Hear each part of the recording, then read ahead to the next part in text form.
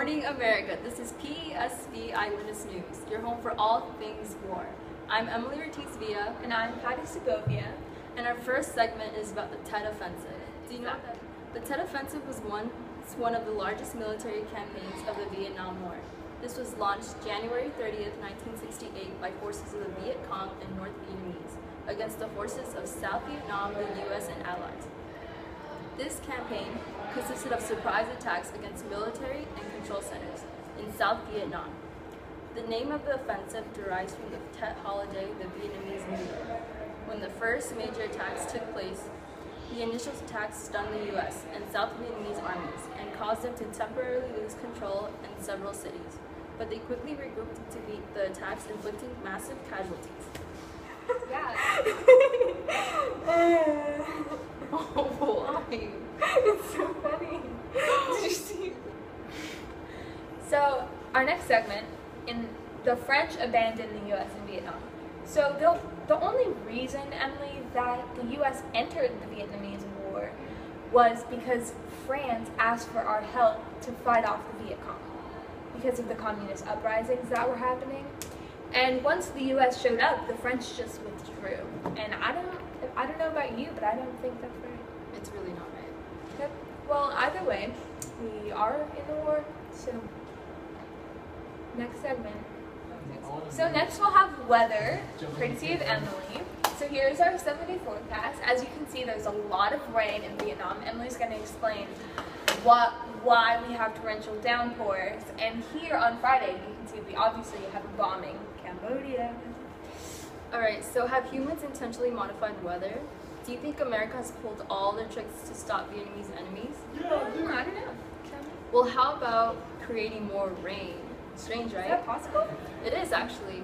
Well, the method is actually called cloud seeding. Cloud seeding can be done by ground generators shooting up into the sky, or planes or rockets dropping silver iodine or dry ice into the clouds that cause a condensing of H2O for heavy storms. So that would explain the storm.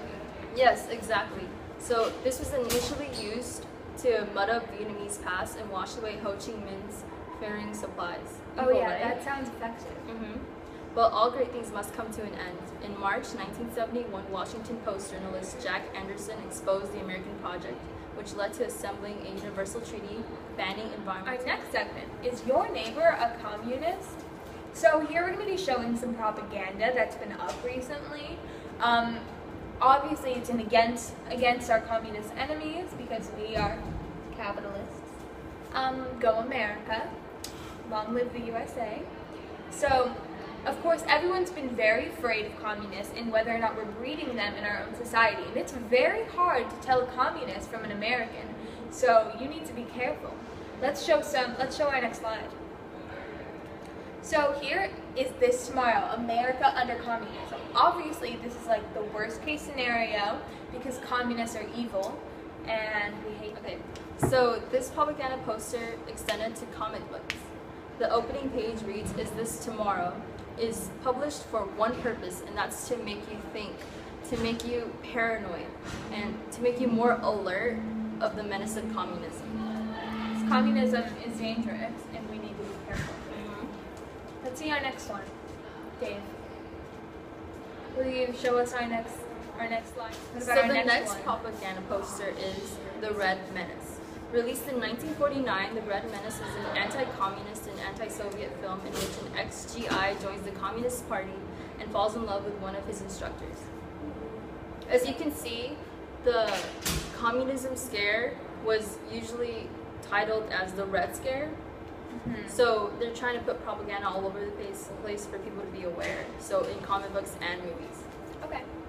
Let's go into our next segment. Oh, just kidding. There's one more propaganda poster. This is Odd poster made in 1938. A pamphlet depicts communism as a red octopus sitting on top of the globe. It was released just before the Cold War started in earnest, when people were getting concerned about the spread of communism. I would be concerned too because communists are evil. I'm getting sick of this spot. Are you getting sick of this spot? It's so boring on this side. It is. Wait, 1, 2, 3. spot. And for our next segment, we'll be talking about why draft dodgers aren't American. Now we're gonna look at a couple of ways that people avoided the draft. Can I have a clean slate, please? Okay, thank you. So one way was to pretend to be homosexual. So at this point in time, being homosexual was just wrong, and if you were homosexual, supposedly you had an illness, and Obviously you weren't allowed to be in the war because they were all males, and they thought that you could fraternize with the other males. yeah, so being homophobic would be considered as an illness, that way you wouldn't get drafted. So, do you have another way? Yeah, the second way is violence. Oh.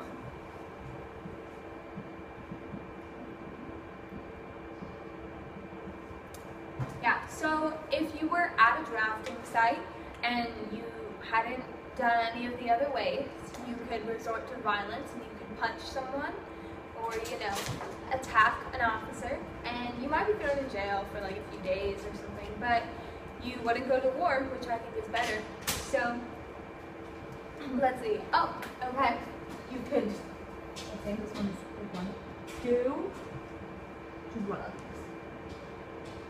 And I think this one is probably everybody's favorite, because you would smoke marijuana,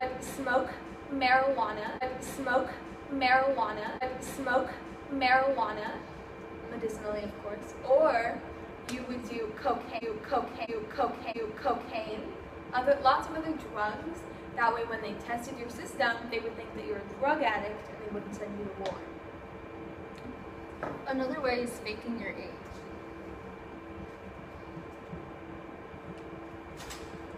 Now this one was tough because you had to provide legal documents, but it could be done. Another one.